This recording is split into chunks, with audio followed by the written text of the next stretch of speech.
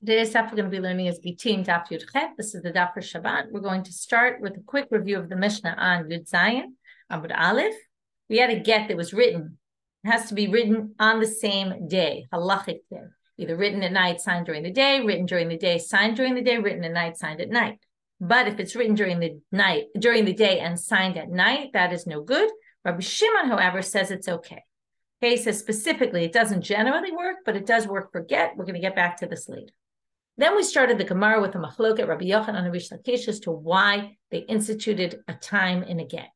Either because we're worried about a man who's married to his sister's daughter, his niece, which is permitted, and she might end up doing znut, having a relations with somebody else while she's married, and he won't want her to get the death penalty. He'll want to protect her, so he'll lie. He'll basically give her a get, claim that the date was earlier, and she wasn't really a married woman at the time, just to protect her. In order to avoid that, we put zman in get.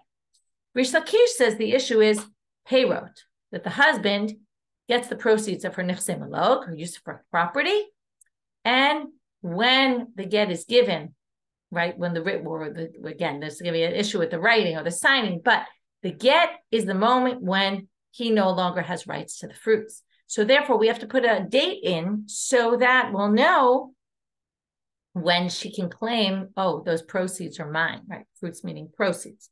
The proceeds of her property go to her. She can claim it based on the date of the get. So those are two possible reasons why this man beget. Now we're in the middle of questions against these approaches. And really the questions here are going to be against both approaches. It doesn't matter what the reason is. So last few words of Yud Zayin Amud Bet. Amarle Ravina LeRava. Ravina says to Rava, Katve va'otbe bekiste, di'im efaise tipayes mai. What if he writes the get with the date, puts it in his pocket for a bunch of days, and then says, well, maybe I'll change my mind about it. And now we're going to have an issue because the get has a date on it, which is very good. It's very helpful. But what's the problem? If she doesn't get the get till a bunch of days later, well, then both the payroll issue or the niece issue will be a problem because the date doesn't match when they actually got divorced. So people don't bring terrible things to happen to them unless they're actually going to happen. And they view a divorce is a bad thing. And the point is he's not going to write and sign the get unless he's actually going to give the get. He's not going to do it and then say, let me just have it around just in case. Okay, that's not the way things work with the get. No, it'll be like bringing on, bad things on himself for when it's not necessarily going to be the case. So no, don't worry about that case. Amalei Ravina LeRavashi. Another question now. Ravina asked Ravashi the following question before he asked Rav, and now he's asking Ravashi. What about a get that comes from abroad?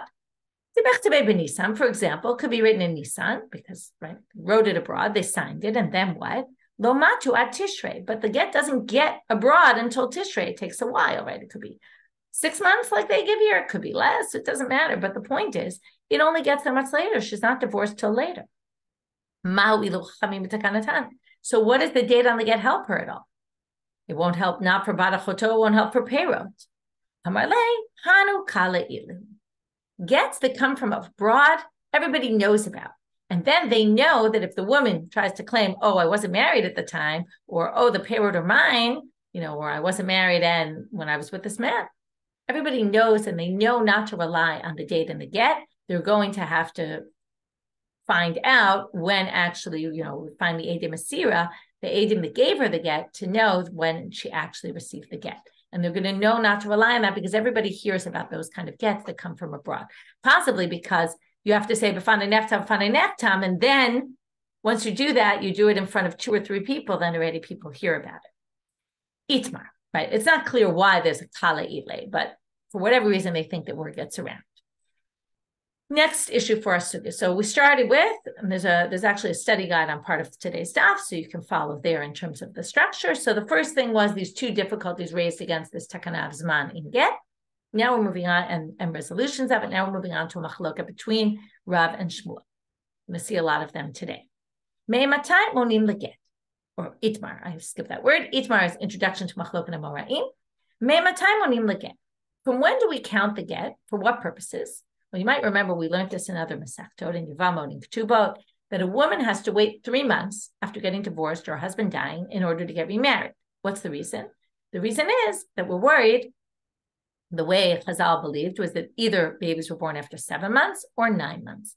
And therefore, if the woman is to give birth 9 months after the divorce, it's unclear whether it was the 9-month baby to first husband or a 7-month baby to the new husband. So that's why they say wait 3 months.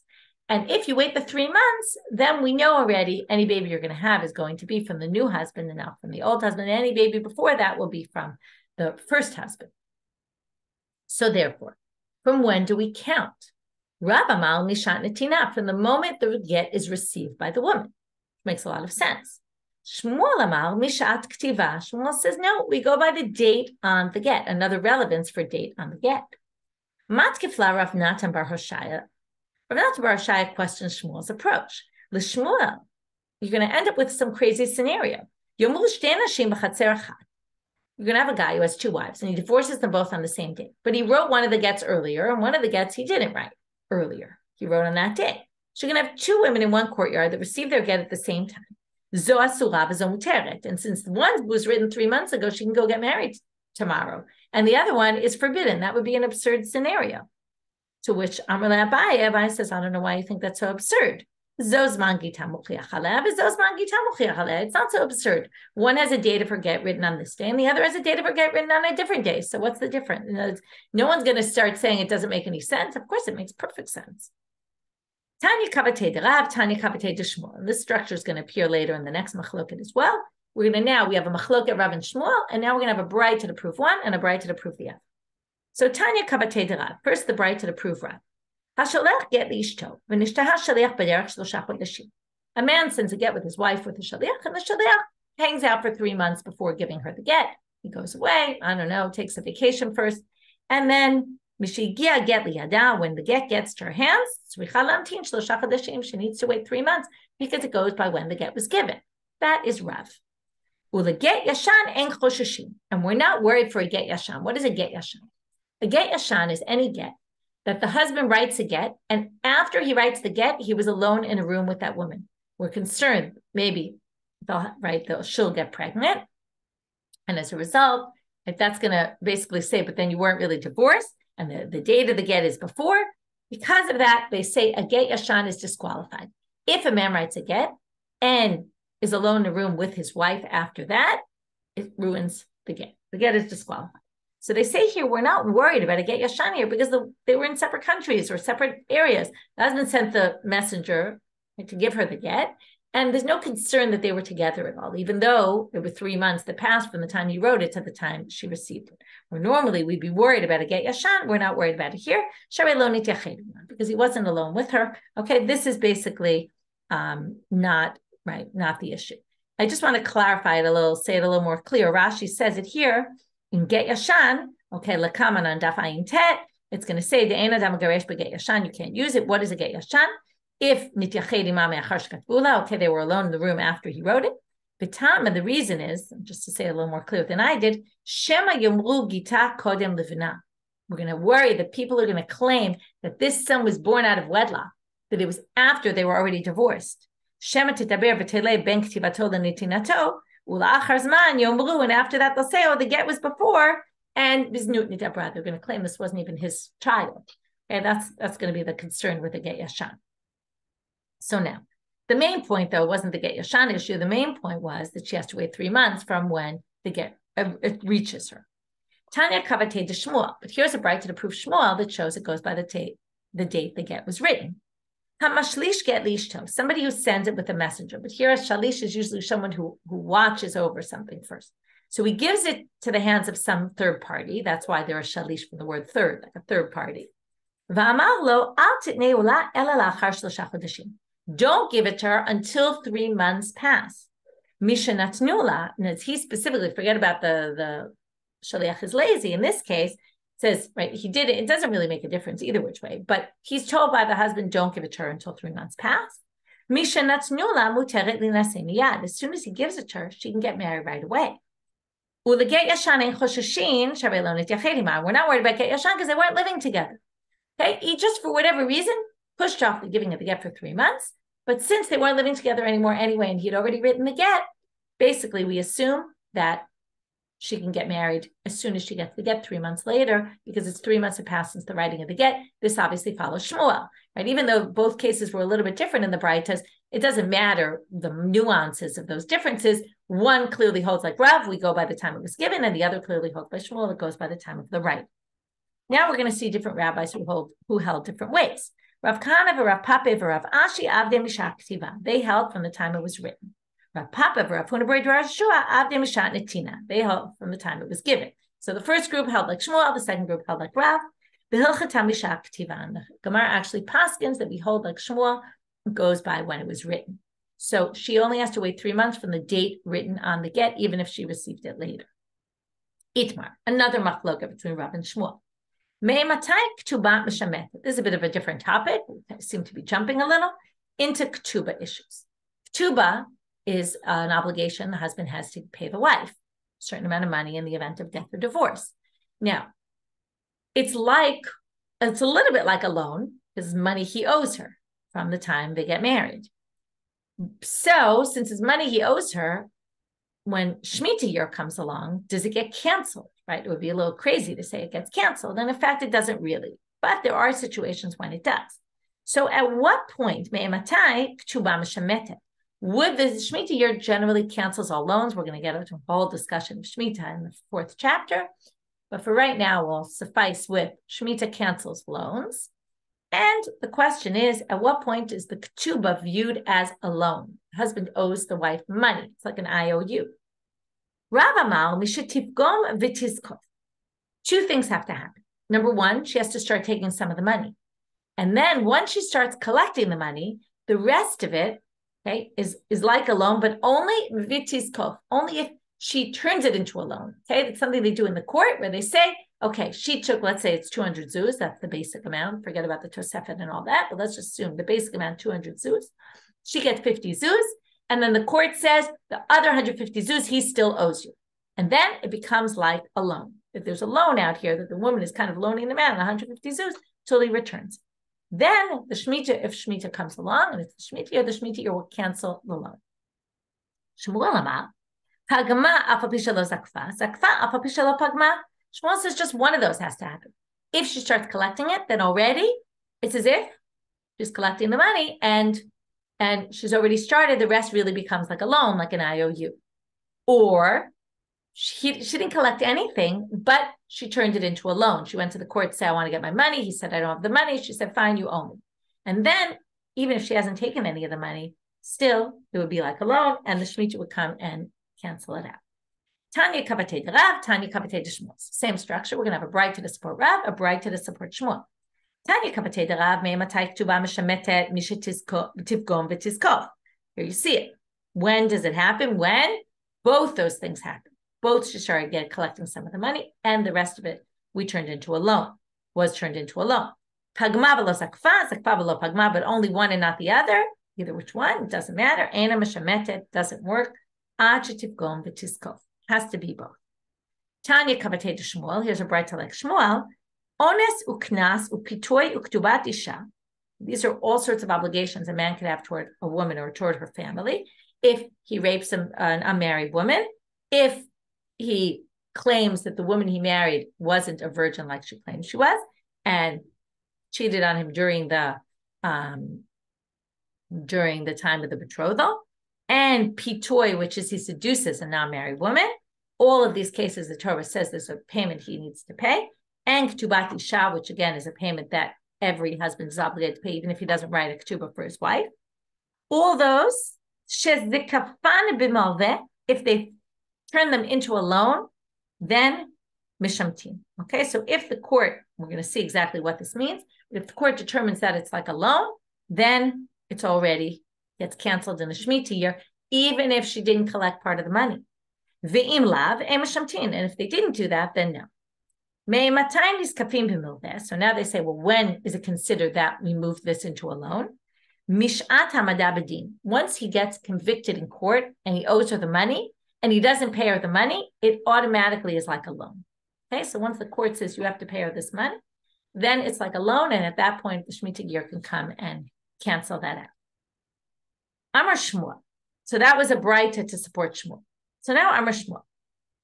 Ketuba, and now we're going to see why we got to ketuba, because now the ketuba is going to connect to our topic. Ketuba k'maaseh beitin tami. It's like a maaseh beitin, which means basically you have it even if you didn't write it. The court can insist. Since it's like a maaseh beitin, we're going to have laws that are similar to a maaseh beitin, an action done in a court.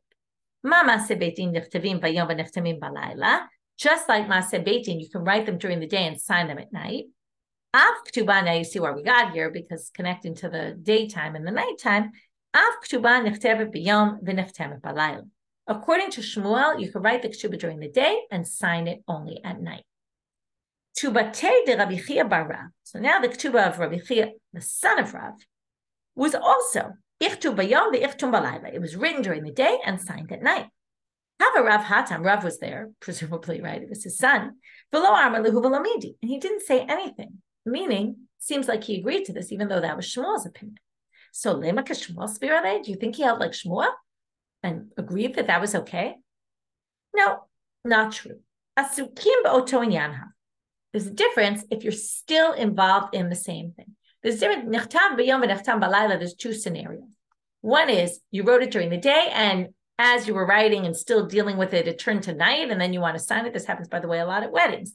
Try to be careful to do all the things of the wedding, either during the day or at night, so that you don't end up with the chuppah ends up, in this. Well, these are different issues, but they don't like them to be ben hashmasha. There's all sorts of issues involved in weddings and that changing of the time between daytime and nighttime.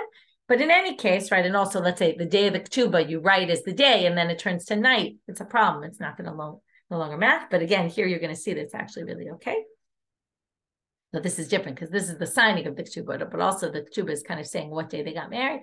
Anyway, I'm not going to get into the wedding and all that, but basically, there's a difference between if we're still dealing with it and then it becomes night, then you can actually sign the document that was written during the day. And that we're going to say even Rav holds that that's okay. And therefore they say, Asukim b'oto inyan. They were still they were still dealing with it. As opposed to Shmuel, who thinks if you write it during the day and then you go and take a break and do something else and then come back to it at night, you can still sign it at night. Rav wouldn't agree to that. And how do we know that this asukim b'oto inyan is an issue, that if you're still dealing with you're still dealing with that topic, you can actually still sign the document at night? Because the Tanya, as it says in a braita, Rabbi Elazar bar Rabbi Tzadok, lo shanu ela k'she'en asukim b'oto inyan. It's only if you're not still dealing with the same topic that nichtav bayom nichtam balayla is a problem. But, right, written during the day, signed at night is an issue. Aval asukim b'oto inyan kashir. But if you're dealing with the same issue still, then it's okay. Rabbi Shimon machshir. Now we're going back to our Mishnah. So just to review, we had number one topic, two difficulties against the two opinions, meaning really against both of them, the whole issue of having zman and a get. We resolved them. We moved on to from when do you count the 3 months that the woman is not allowed to remarry after the divorce, from the time of the writing of the get or the time of the giving of the get. So Machlok at Rav and Shmuel. We brought writers to support each case. We also brought a question against Shmuel, but resolved it. Then we brought this other machlokah between them from when is the ketuba the loan get canceled? When does it become a loan? We saw two opinions, Rav and Shmuel, about it, and we brought Braito to support each approach. And then we talked about this side thing about the ketuba k'maaseh beitin. You could write it during the day and sign it at night, only according to Shmuel, not according to Rav. According to Rav, it's only if they were still dealing with the same topic. Now we're going to move to the Mishnah of Rabbi Shimon saying that the get written during the day and signed at night is okay, even though it was signed the next day. Amar my time of Rabbi Shimon. What's his reason? And now we're going to understand why he said that.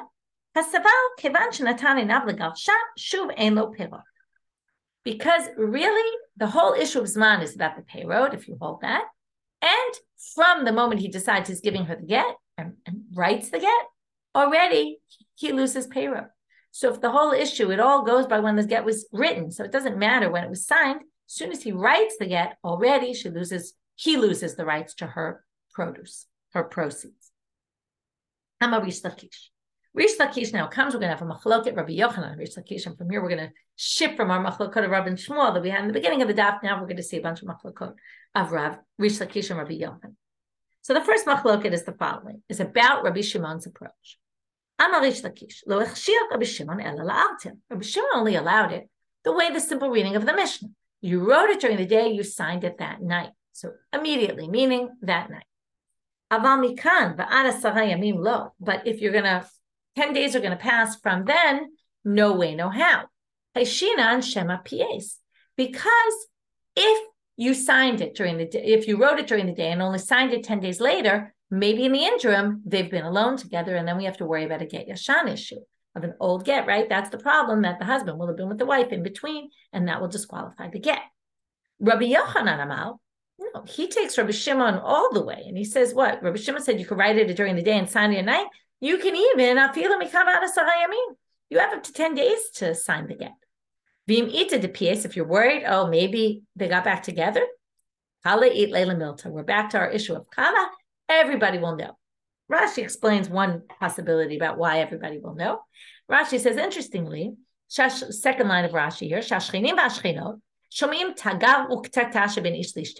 all the neighbors hear they're fighting, right? The houses were close to each other. They heard the fighting all the time. And if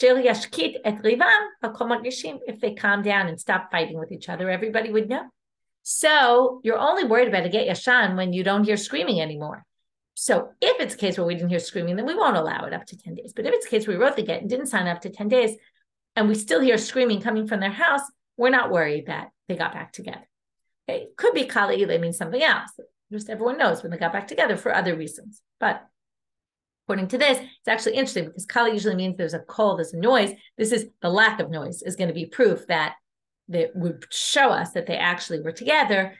And, because we know they were back together, then we know about a get yashan. But if we don't know that they're back together, then basically we can assume that he still has up to 10 days to have that get signed.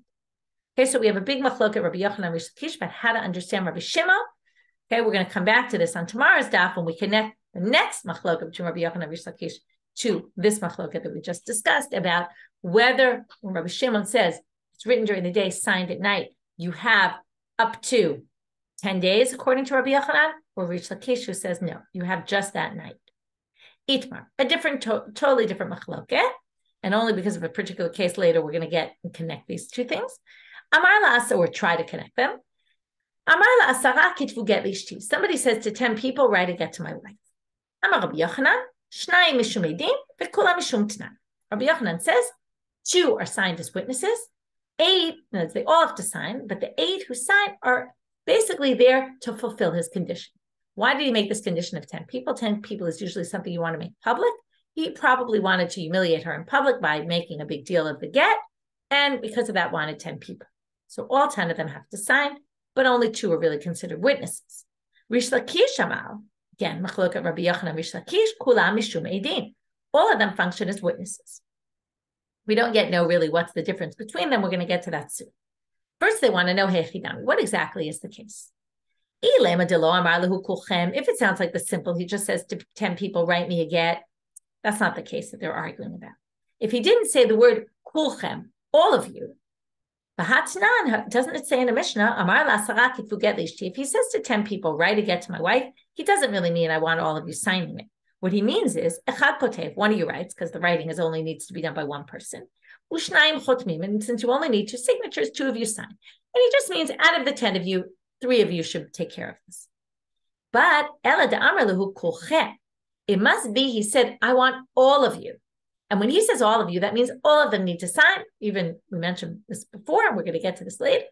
Actually, all of them need to sign in front of the other. So it must be, he said all of them. And then the question is, again, are all of them signing as witnesses, or 2 of them signing as witnesses, because that's the minimum of what you need, and 8 of them are just fulfillment of the Tanakh. So my benai, what's the difference between these 2 approaches? What's the practical difference? Ika benai, because in the end, they all 10 have to sign anyway. Well, Ika benayu, we're going to have 2 differences. One, our case, 2 signed during the day, and we're assuming we're talking about according to the rabbis. So 2 signed the day it was written. So according to the rabbis, that's totally fine. And the rest signed the rest signed up, within the next 10 days. So now, according to the rabbis who say it has to be signed that day, this was signed that day by 2 witnesses, but not by all 10. So if you're Manda Amar Mishum Tanai, if you're Rabbi Yochanan and you say it's all because of the condition, the 8 just need to sign because he wants 8 signed, then kasher, because your 2 witnesses signed in a totally kosher manner. They signed that day. But, right, this isn't according to Rabbi Shimon. This is according to the rabbis who said you need to sign that day.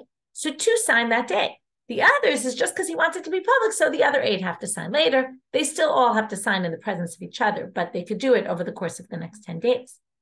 Uman de Amal Mishum Edim, but Rish Lakish, who says they're all witnesses, it's going to be pasul, it's going to be disqualified because witnesses signed up right the next day, which is already a problem. All the more so if it's more than the next day. Inami, second nafkamina, practical difference. Kigon shenimtza achad mehem karov o pasul. One of them turns out was a relative who's disqualified to be a witness, or a disqualified witness because they're a liar, they're a thief, something like that. Lamanda amal mishum t'nai kasher. Again, if it's one of the witnesses or even a bunch of the witnesses, as long as you have 2 kosher witnesses, it's fine. Lamanda amar mishum edim. But if you say they're all functioning as witnesses, Rish Lakish, then it's going to be pasul. It's disqualified. What if let's say according to Rabbi Yochanan that you only need 2 to sign that are good. Does it have to be the first 2? What if first ones who signed are a karov or a pasul, as a relative or a disqualified witness? Amr la kasher, amr la pasul. Some people say it's okay. Some people say it's not okay. Amr la kasher tanayu says if you say it's kasher, because again, you could say the disqualified one is just part of the t'nai, fulfillment of the condition that he wanted all these people signing, but we'll use 2 of the other witnesses to be considered the witnesses. Amr la pasul, but some people say it's disqualified because people will say, oh, look, your first 2 witnesses, one of them is disqualified. Maybe that means that signing on documents in general can be done by disqualified witnesses. And that obviously is not true. We don't want people to misconstrue and think that. So there's a debate about if one of the first 2 signatures is a disqualified witness, does that count or not? Now we're moving on to a situation that happened. Somebody said to 10 people, and it must be kulchem, all of you write a get to my wife. 2 signed that day, and the others signed up to 10 days later. After the Kamed Rabbi Yeshua ben Levi, so they went in front of Rabbi Yeshua ben Levi, and you're going to have to wait tomorrow to see what happens and how they then connect this back to our topic. Okay, so to review what we did today, we started with, again, difficulties with this whole takana, putting the date in the get, 2 difficulties which we resolved. We had the machloket about from when do we start counting the 3 months for a woman before she can get remarried after the get? Is it from the time of the writing of the get or the time of the giving of the get? We actually paskin in the end is from the time of the writing, the date that's written on the get, even if she gets it 3 months later. Then we talked about when does a ketuba, right? And that was a machloket Rabbi Shimon, and also here this is a machloket Rabbi Shimon. When does a ketuba become like a loan that the shmita year will come and cancel it out? We saw machloket Rabbi Shimon there, and then we saw Shmuel talked about this maaseh beit din of the ketuba, and that also a ketuba can be written during the day and signed at night, but Rav said it can't unless they were still dealing with the same issue. And that kind of led us back to Rabbi Shimon, who said that a get can be written during the day and signed at night. And then the question is why? And that's because she already loses payroll from the time the get is written, not even the time the get is signed. That's how Rish Lakish explains it. And then we had a machloket, Rish Lakish and Rabbi Yochanan, about whether the signing has to be done specifically that night, according to Rabbi Shimon, or if Rabbi Shimon even lets it up to 10 days later. Are we concerned for get yashan, or are we not concerned for get yashan? Because if there was a get yashan and he was really in a room alone with her, everyone would know that. Then we brought up this other machloket, Rabbi Yochanan and Rish Lakish, about saying to 10 people, I want you all to write the get. Rabbi Yochanan says it's only really you need 2 witnesses. The rest need to sign, but only because to fulfill the condition for the husband said. Rish Lakish says they're all signing as witnesses. We brought 2 nafkaminas, 2 relevant practical differences between these 2 opinions. And then we talked about this one other issue about Rabbi Yochanan. If the first 2 are signed and one of them is disqualified, is that going to ruin it or not? Some people say yes, some people say no. And then we brought this case with Rabbi Yeshua ben Levi, and we're going to come back and finish that up tomorrow's daf and then get it ready to the next Mishnah. Wishing everybody Shabbat Shalom and a Shavua Tov.